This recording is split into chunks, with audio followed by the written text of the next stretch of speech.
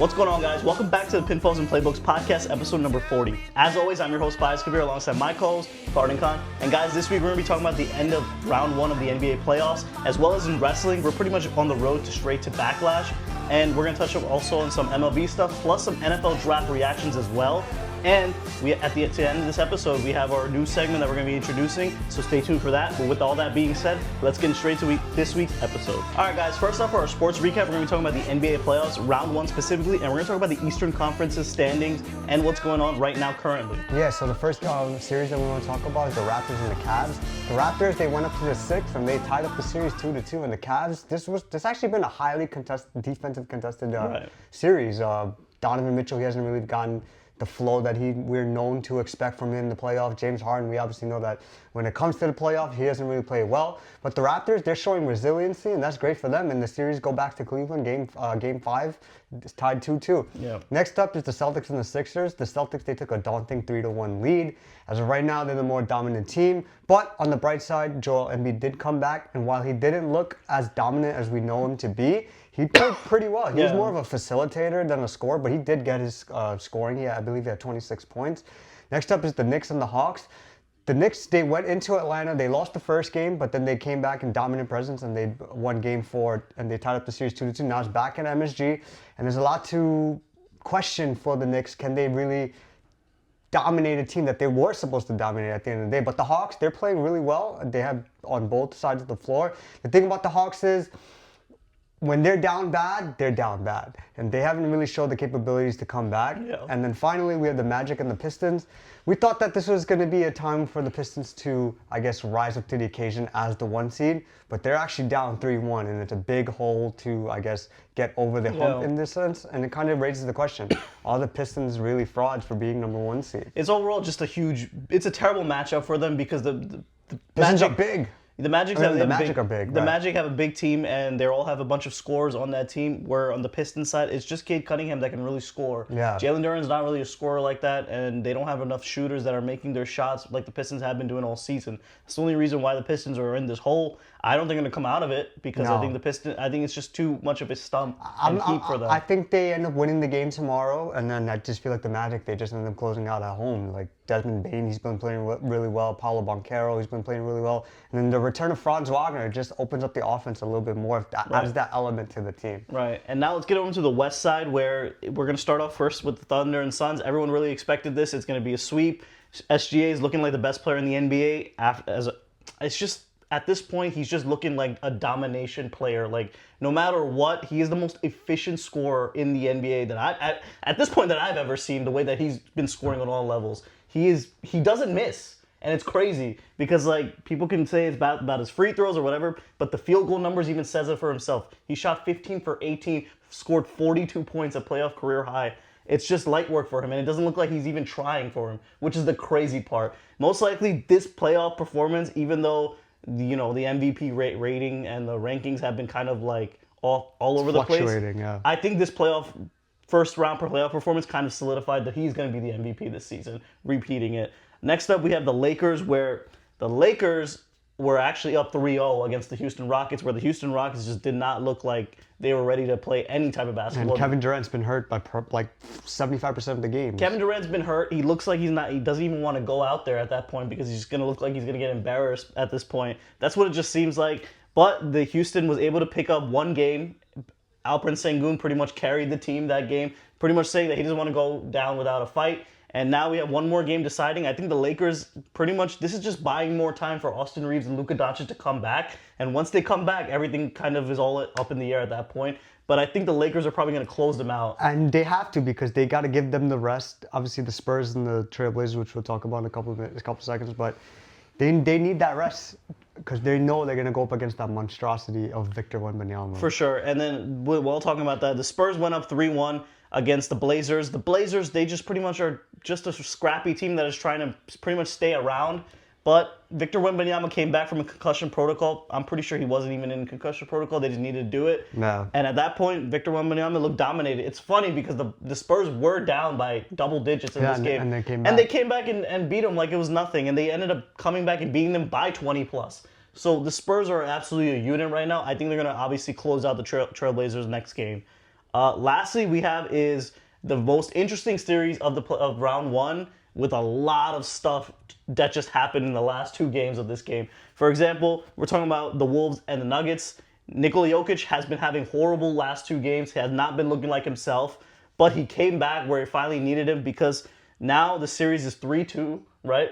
Yeah. No, sorry, 3-1. No, it's 3-2 now. Oh, it's 3-2 right now. And it kind of gives a chance for the Nuggets to come back in this because it led to Timberwolves not losing. They lost Anthony Edwards for a while. We don't know when he's going to come back. And Dante DiVincenzo is officially fully out from the playoffs with a torn ACL. Torn Achilles. Torn Achilles. Yeah. So at this point, anything can happen. If the Nuggets are clicking, they can definitely come back and win. We've seen them come back from 3-1 series all the time. Yeah. So this is nothing new for Nikola Jokic, but we're going to see how that plays out because there's going to be a big crucial game tonight where it kind of pretty much decides the series at this point. I feel like at the end of the day, the Nuggets, they have the capabilities to come back, especially since the Wolves aren't healthy. But Ant also needs to come back. Otherwise, I don't see them winning at all, to be honest with you. I don't think they're going to even get past the second round at that point. So there's a lot of injuries and questions coming up in that round one matchup. But we're going to find out the end of round one pretty much in the next 2 days. In the next couple of games. Yeah, couple of days, actually. So at that point, round one's going to become commenced pretty much over. And then round two is going to be starting where it's going to be even tougher matchups, even greater positional matchups as well. And that pretty much is going to solidify who exactly we think is going to be pretty much taking home the chip. Because I think round two, the way that all the teams are matching up, it's going to kind of show you who's going to come out on top. Yeah, for sure. Because the element of the seedings play a great factor to this because you're probably going to have the Spurs and the Lakers. You're probably going to have the Thunder versus maybe the Nuggets. We don't know yet. Obviously, Anthony Edwards, he needs to come back. But on the East side, there hasn't really been a clear-cut favorite outside of Boston Celtics. The series is questionable because the Pistons, we didn't expect them to go down 3-1. We didn't expect the Cavs to be, a 2-2 tie series. And then the Knicks and the Hawks, we didn't expect this to be a 2-2 tie series. For sure. So outside of Boston, we don't know what to expect in the Eastern Conference. Exactly. So we'll talk about the NBA playoffs as it continues to commence, but that wraps up our NBA recap for this week. All right, guys, now it's time for our MLB recap and what's been going on the last few weeks. Yeah, so the Yankees, they have actually been hot. They won 8 out of their last 10. They swept the Boston Red Sox in Fenway, and I'm happy for them because we saw them earlier on in the season. We were questioning them, their capabilities on offense, but the home run hitters, they've been hitting home runs. Ben Rice has been killing. In my opinion, he's took a more higher step in the MVP conversation as of right now over Aaron Judge. But overall, they're just waiting for Garrett Cole and Carlos Rodon to come back. They did just option Luis Hill back to the minor leagues, and they brought up Elmer Rodriguez, I believe his name is, and he's a stud. He throws gas. So the rotation's been solid as of thus far, but Luis Hill is kind of dragging them down, and adding back Rodon and Cole is just going to make it even better. The Mets, they're the Mets. They've just been butt cheeks the whole season, and as of right now, I'm surprised they haven't fired Carlos Mendoza. And at the end of the day, Juan Soto, he didn't play for approximately 3 weeks. Right. But now that he's back, Francisco Lindor is out. So there's some question as to what this team's potential really is. Like we saw Bo Bichette just sitting on the dugout like, yo, why did I sign over here? The Braves, they're the best team in the MLB as of right now. Record-wise, they are the first ones to go to 20 wins. And in my opinion, when they're healthy, they can compete with the Dodgers because they have the offensive capabilities as well as the pitching. But like I said, the key word here is health. On the NL West side, it's becoming the wild, wild west. Yeah. Obviously, the Dodgers are still there, but the Padres have been killing they've been killing it. I believe they won 15 out of their last 17 games. And overall, they're just clicking on all cylinders, defensively, offensively, pitching. And who knows, maybe they could compete with the Dodgers. Some news-worthy moments that happened in the last couple of days. The Red Sox, they shockingly fired Alex Cora and 5 coaches on the team, which was crazy because they just, the day after he got fired, the day before, they beat the Orioles 17-1, and then they fired. I feel like it definitely played a factor that they got swept by the Yankees. And then I think the owner was like, you know what? I do not want to get swept by the Yankees ever again in my life. And but you can't really blame the managers for not hitting the ball and stuff like that. But at the end of the day, there's got to be somebody to blame. They needed a change. They really did. I think so too, but at the end of the day, I don't think the Red Sox were going to do anything anyways. Like Garrett Crochet, he pitched well last game because he kind of had to, especially with the 2 disgusting games that he had before then. But he's not looking like the Cy Young winner that people thought he was I picked him to be Cy Young, and he just hasn't really played out that way. And then another thing was the Phillies. They fired their manager, Rob Thompson. And the Phillies, we thought that they were going to be potential contenders out of the NL.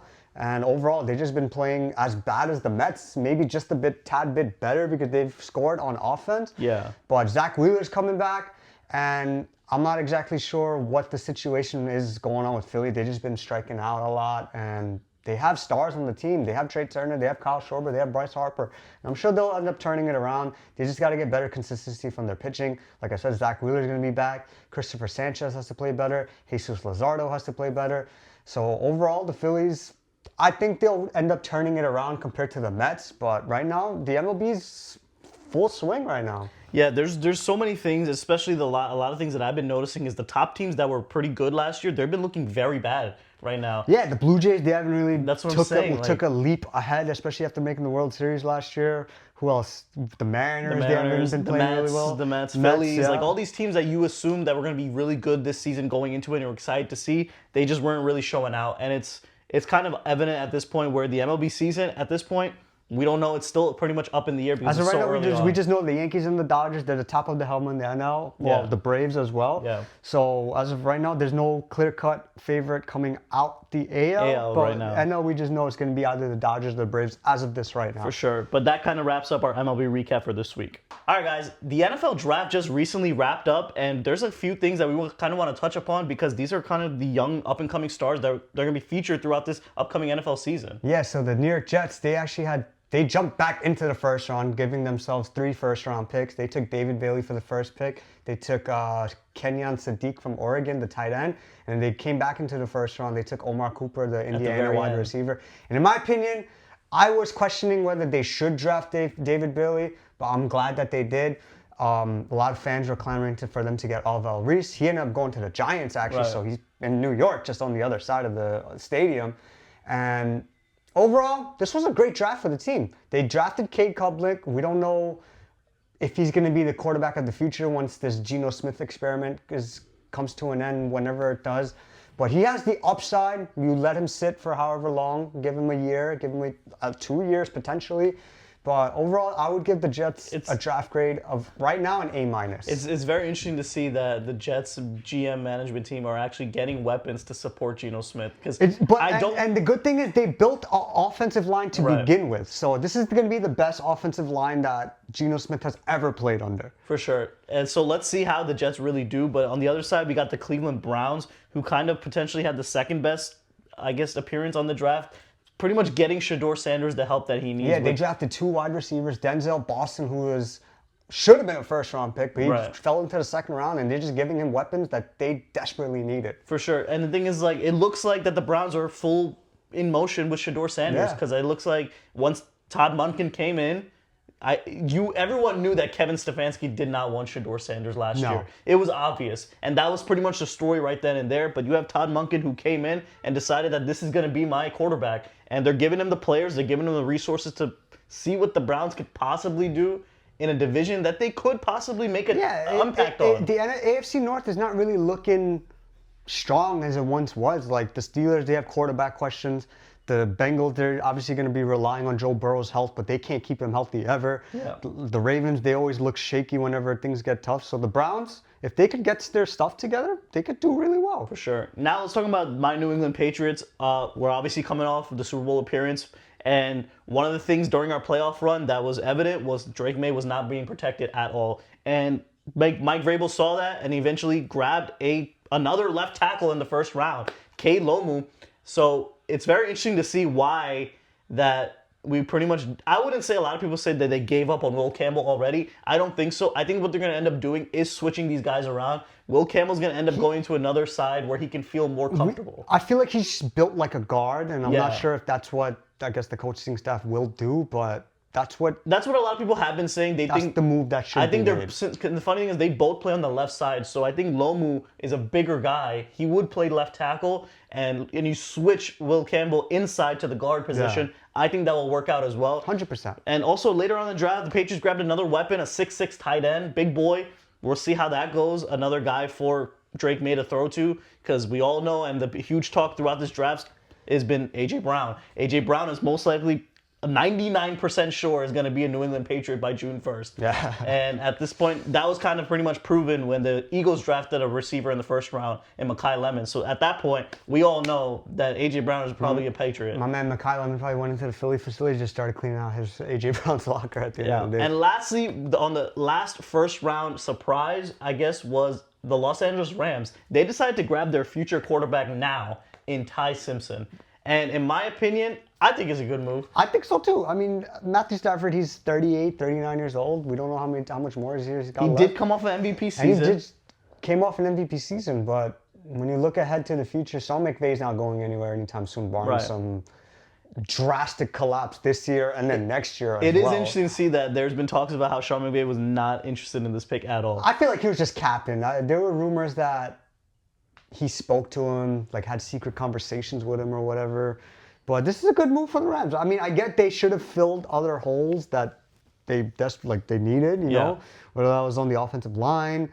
They definitely need another defensive guy next to Jared Verse, but they didn't do that. They went to look for the future, which is not a bad thing, but you're in this Super Bowl window with Stafford, and you're not, I guess, doing anything to benefit him currently. And you look at Ty Simpson versus obviously the number one quarterback that was drafted in Fernando Mendoza. Ty Simpson's more seasoned. He's been in the college football scene longer than Fernando Mendoza, where he technically played bigger games than Fernando Mendoza at Alabama, right? So Ty Simpson, he already has the values and already has the, I would say, like the football mind to work in the NFL. I think he's more quarterback ready. But obviously Fernando Mendoza is the bigger talent. And he's going to sit for at least 2 years. At least 2 years. He's going to learn the offense. He's going to learn what to do. And who knows? He might end up being a great quarterback. Right. But that kind of wraps up the NFL draft reactions. And that pretty much means that NFL season is slowly starting to come up again. Yeah, we'll get the schedule in, I believe, 2 weeks, like middle of May.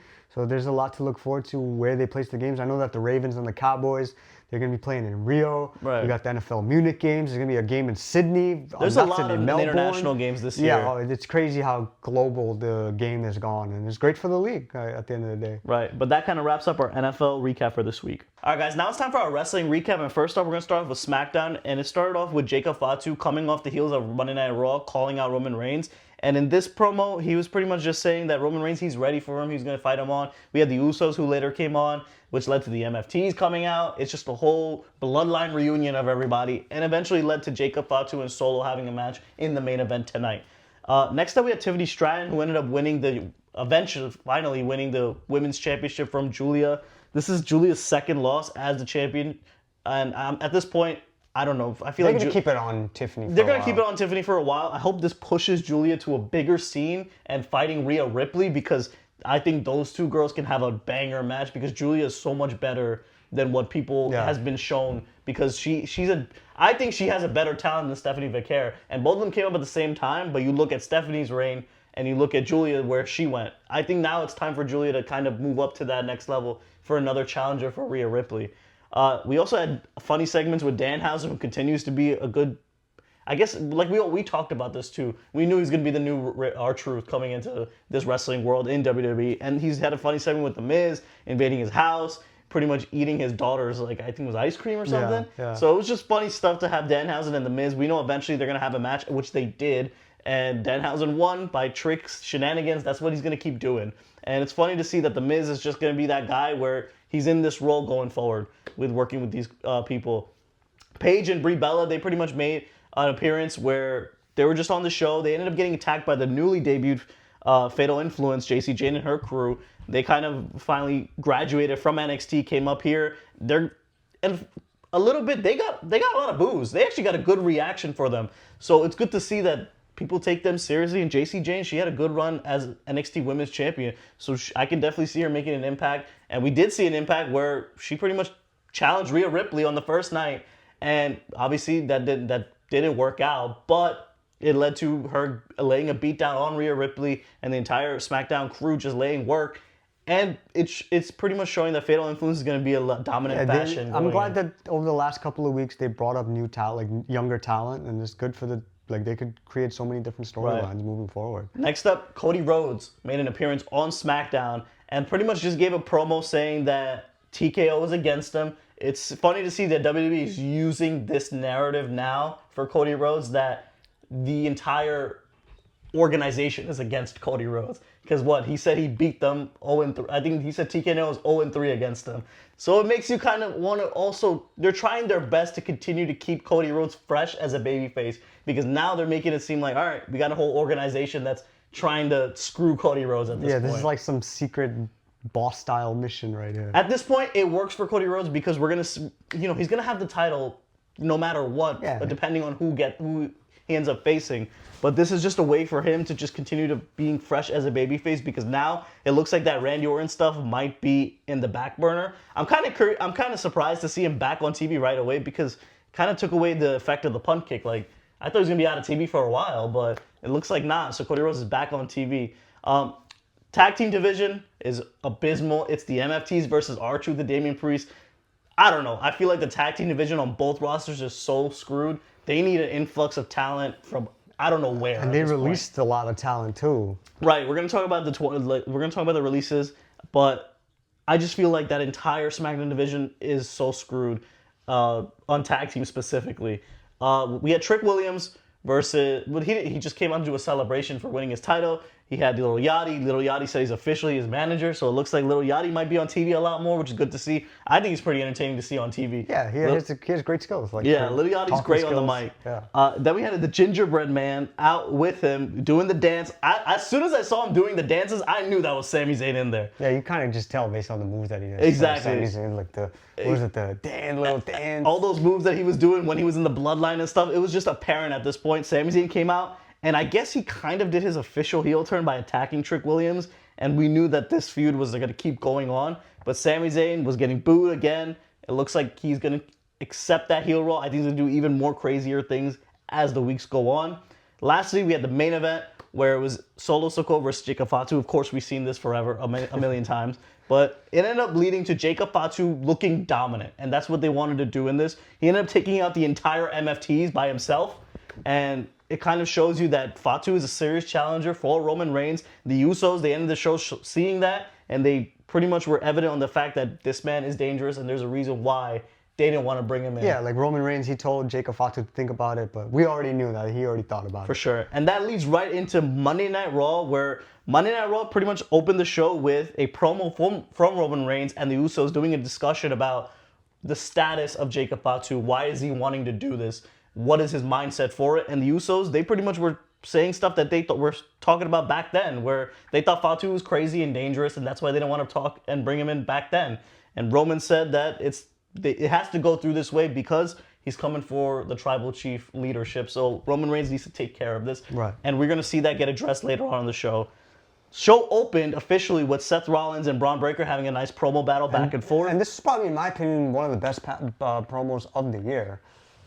I guess. Debatable, it was whatever. Yeah. It was, in my opinion, Braun Breaker's not saying anything of substance. He doesn't have enough to say. Like, you can obviously see that he's just going back to his typical things where he's just coming at Seth Rollins and throwing words. But Seth, he's pretty much just trying to say that these guys need to have a match to freaking blow it off. And that's exactly what's going to happen at Backlash. This match is finally going to happen. I think this feud, I guess I wouldn't call it a feud at this point anymore. I feel like they just need to have one blow-off match, and so they can go their separate ways at this point. So we'll see how that plays out. Stephanie Vaquer was shown backstage. We thought she was going to come out to the ring. She ended up getting taken out by the Judgment Day, and it looks like she's going to be out for a while. She had like an injury that, I think it was like an ankle sprain injury, where she's going to just be out for a few weeks or months even. We'll see how that plays out. In the Intercontinental Championship division, a lot of chaos. We have these four guys. Penta ended up defeating Rusev, and it led to Ethan Page, who was also ringside, ended up attacking Penta, which was pretty fun. He's just great to see because Ethan Page is a really douchey heel, and he plays that role great. We had Javon Evans, who came out. We know it looks like they're eventually going to have a tag team match next week, which eventually might lead to a fatal four-way match sometime this summer, I think. You have to with all these four guys. What's after Backlash?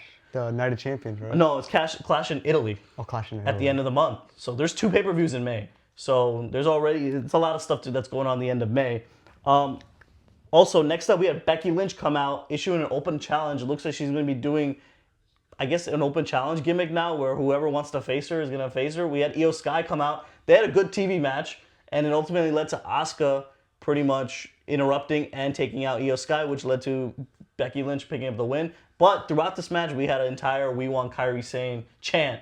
And that was because, obviously, throughout the week, we did have a bunch of WWE releases where huge names got releases. For the more prominent ones were Aleister Black, Zelina Vega, and Kairi Sane. Those were the more prominent people that was released. But it is what it is. It looks like that Kairi Sane probably might not be back because I know the fans are pushing for it. I feel like it's a different situation with R-Truth because they did that with R-Truth, but that's a whole different situation because people wanted R-Truth back. With Kairi Sane, I think the rumors are that she's moved back to Japan already at this point. Oh. So that I don't know where they're going to go with that story. But Io and Asuka, they're officially going to have their match at Backlash. So that feud can finally get an end. Next up, we had Joe Hendry concert. That was good to see. Joe Hendry's officially on the Raw roster. He pretty much had a stall going after Logan Paul. And it was good to see Logan Paul come out looking crazed. He was like, "Why are you talking about me?" And eventually this led to the Vision attacking Joe Hendry, which led to the Street Profits coming back. So I'm curious to see, is Joe Hendry going to be involved in this feud? Is he going to get a tag team partner? Why was he involved? Why was he even going after Logan Paul, in my opinion? But let's see how that goes in that division because the tag team division needs a lot of help on the Raw side as well. We had Obafemi come out, and he destroyed Grayson Waller in under 2 minutes. Yeah. And Obafemi is interesting. He's now doing an open challenge gimmick where he's going to come out on Raw probably every week and do an open challenge. I think this is something where WWE needs to play this very, very safe, in my opinion, or needs to play this very carefully, in my opinion, because Obafemi, you don't want to put the title on him immediately, but you don't want to keep him, you still want to keep him hot. So the way you have to do it, you have to put him in the ring and you have to put him against opponents where he can smash, but also you need to throw in some credible opponents as well. I think it'll end up leading to something bigger, maybe towards down the line like that SummerSlam. But I feel like they're going to start him off slow, and then as the weeks progress, he's going to be like, I'm going to have an open challenge at SummerSlam, and then whoever comes out, comes out. Right, you know? so I think it's going to lead to a bunch of nobodies where he's going to start beating up. For example, I can definitely see 1 week where it's Dragon Lee, where that could be a fun, exciting match, right? Then I can see 1 week where we get finally a return of Sheamus. A hard-hitting match between those two would be great to see. Eventually, it's going to lead to, I think, sooner or later, where at SummerSlam, depending on the route they want to go, it might be Gunther or it might be Roman Reigns, where eventually challenges for the title. Because how long can you keep him away from that title scene? Because he's too hot. He's the biggest star probably right now on Monday Night Raw, besides Roman Reigns, in my opinion, at this point. Or they could end up doing a Braun Breaker in Obafemi. That's what I'm saying. There's a lot of... But the thing is, you don't want to throw those in right now because you want to keep it hot still. Because if you give him now, if you give him all these big opponents now, what are you gonna do later on? You need to save it up. You need to build it up. And Obafemi is a very careful character that they need to protect and build for the next few years, in my opinion. Yeah. So they need to work this very carefully. Next up, we have Roxanne Perez and Raquel Rodriguez. Roxanne was home, and she was the biggest babyface on the entire show. The entire crowd was going crazy for her. She had the loudest reaction of the entire night, and she ended up picking up a win. This is possibly leading to a Roxanne Perez babyface turn. And the reason why is because there was a backstage segment with Finn Balor pretty much telling Roxanne Perez, don't trust the Judgment Day. So with this babyface reaction at her hometown, I think this gives WWE more of a chance to push her as a babyface, get away from Liv Morgan. She deserves it. Right, and you can get away from Liv Morgan and create that feud right there. And that's a SummerSlam match right there, Roxanne and Liv for the title. So that's good to see. And lastly, we had Roman Reigns, Jacob Fatu face-to-face at the end of the show. Simple storyline where Roman Reigns just pretty much, why do you want this? Jacob Fatu says, I want to better my family. That's simple as that. And in this scenario, Jacob Fatu immediately became the heel because he attacked Roman Reigns. The entire crowd booed him. He hit him with the Tongan grip and was choking the hell out of Roman Reigns and eventually forced him into accepting the challenge at Backlash. And now that match is pretty much official. So the Backlash card is literally in a week, and it's pretty much shaping up to be a really good card. There's already 3 matches announced. It's probably going to be the Triple H special, 5 matches. That's usually how it is. But I think we already got 3 from Raw. We're probably going to get 2 from SmackDown. That's probably going to get announced this week or by next week, the latest. But the Backlash card is looking great. I'm excited to see how that all plays out. But in my opinion, the WWE, the product, there's a lot of potential that can definitely happen. And it's good to see that there's a new stars are being made. There's new storylines being created, and let's see how they execute it going into the summer this year. Yeah, in my opinion, this is better storytelling now than it has been between the months of January leading up to WrestleMania. Right. This is good for WWE because they were facing that criticism. Like, this wasn't really built well going into WrestleMania. Now that we see this new change, we're going to see new storylines develop, and it's just great for entertainment purposes. For sure. But that kind of wraps up our wrestling recap for this week. All right, Farden, stay quiet until you hear a wrestler who will have a better future in WWE than Obafemi. Number 1, Ethan Page. Number 2, Ricky Saints. Number 3, Logan Paul. Number 4, Dominic Mysterio. Number 5, Carmelo Hayes. Number 6, Trick Williams. Number 7, Javon Evans. Number 8, Jacob Fatu. Number 9, Gunther. I think Gunther will have a better future than Obafemi. I just feel like he's just been brought up in a much better fashion. He's not as young compared to the other guys, but I feel like Gunther will end up being a multi-time champion. Not to say that Obafemi won't, but Gunther, we just know him to be that douchey heel that he's always been. He's going to be like that for a while. And lastly, Braun Breaker. Also Braun Breaker as well. Like, we just knew that he was going to be the next guy when he was in NXT, and then when he was brought up, he's still going to be that guy. And I feel like although Obafemi, he has that capabilities, Braun Breaker, he's just a little bit better, and I'm sure the fans will appreciate Braun Breaker while he's still around. All right, Fat, stay quiet until you hear a player you would rather have for the next 5 years than Cooper Flagg. Your first name up, Denny Avdia. Second, Paulo Banchero. Third, Jalen Johnson. Fourth, Keontae George. Fifth, Chet Holmgren. Sixth, Stephon Castle. Seventh, VJ Edgecombe. Eighth, runner-up Con Knuckle. Ninth, not in the league yet, but AJ Devonsa. I will take AJ Devonsa over Cooper Flagg. AJ Devonsa looks like a phenomenal freak. He looked so good in high school. In college, he looked even better. So I think he's literally a bigger Anthony Edwards in my opinion.